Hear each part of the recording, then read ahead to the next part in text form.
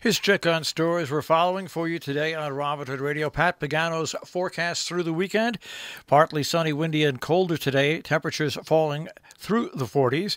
Clear and cold tonight, around 20. Tomorrow, sunny, mid-40s. On Sunday, cloudy with some rain late, lower 50s. And Monday, periods of rain, 55 to 60. We'll get the full details on the tri-state forecast in just a few minutes. Well, the Sunday of the Country Food Drive, collecting food for the Thanksgiving and Christmas holidays. Families who rely on the Sunday of the Country Food Drive, providing traditional meals for Thanksgiving and Christmas, won't be disappointed, according to the program director, Bill Anstedt, despite it being something of a struggle this year for the organization to meet its funding goals. The group, which distributes holiday baskets at food pantries throughout the tri-state region, relies on private donations and fundraisers. Anstedt said plainly the funding is, quote, not as good as last year, end quote.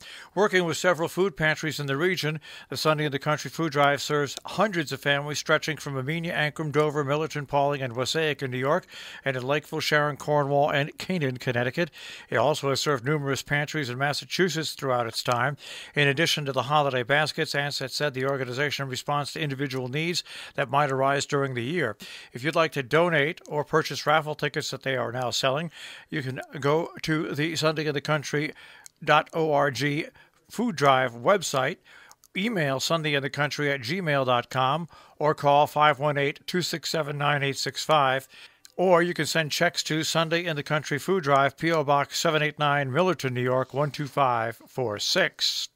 The Republican-led Dutchess County Legislature failed in its quest to shrink its size from 25 to 21 in the November 2nd elections, with over 67% of the voters rejecting the measure and only 32% of voters supporting the idea.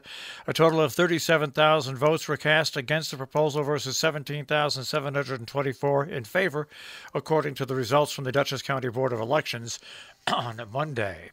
In Connecticut, Governor Lamont has gone against the FDA, calling for all adults to receive the booster. Local doctors say they would prefer to wait for the FDA's decision on administering the adult booster vaccinations, despite the governor's call for vaccinations. Quote, my personal opinion is that we should wait for the approvals before we release a new drug or vaccine to the public in any broad way, end quote, from Dr. Thomas Balsack, the chief clinical officer at Yale New Haven Health, Dr. Justin Lundby of Waterbury Hospital, and Dr.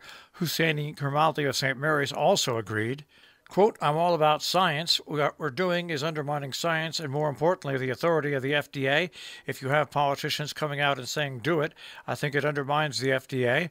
The folks who are doubters are worried about what the federal government's influence over their lives are, and this is only going to convince them that, from Lundby, the vaccination is a political rather than scientific issue in this country. Central Hudson Gas and Electric customers can expect to see bills slightly decrease this year and gas bills slightly increase as part of a new 3-year rate structure.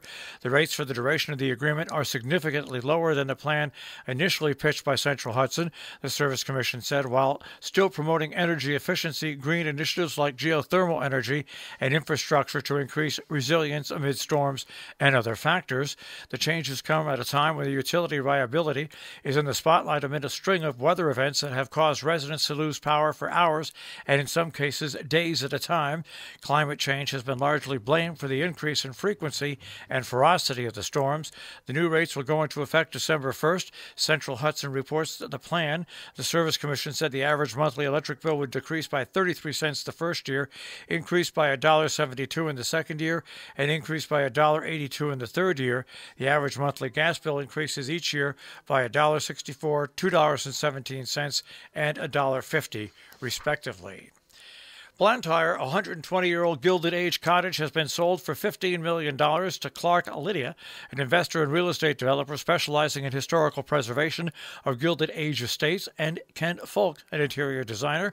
The purchase price for multiple parcels on the Blantyre and Patterson roads was $15 million, according to documents filed last week.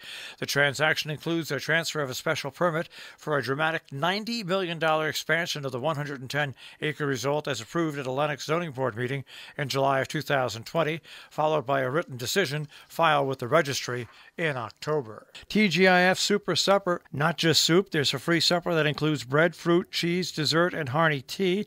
It's a monthly takeaway available to all while supplies last.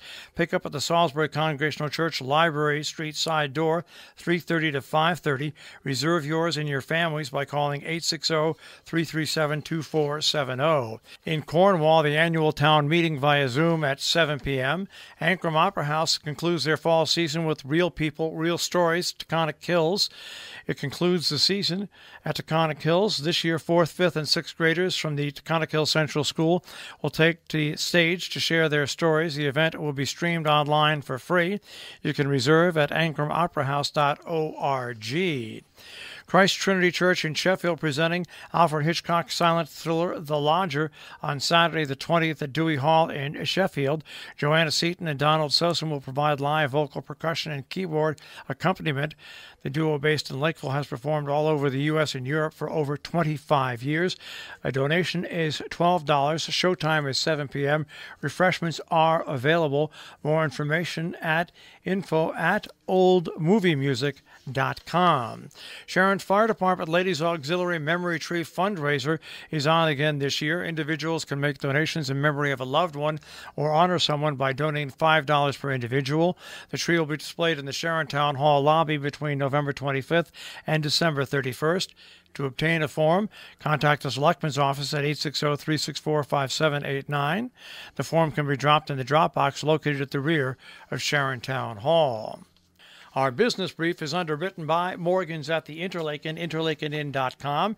You'll also find them on Facebook and Instagram. Remember, they've got a new tapas menu. Also by Salisbury Bank, salisburybank.com. The Dow Jones Industrial Average starts off today at 35,870.95, the NASDAQ at 15,993.71, and the S&P 500 at 4704.54. We'll take a look at the tri-state forecast. That'll come your way in just a few moments.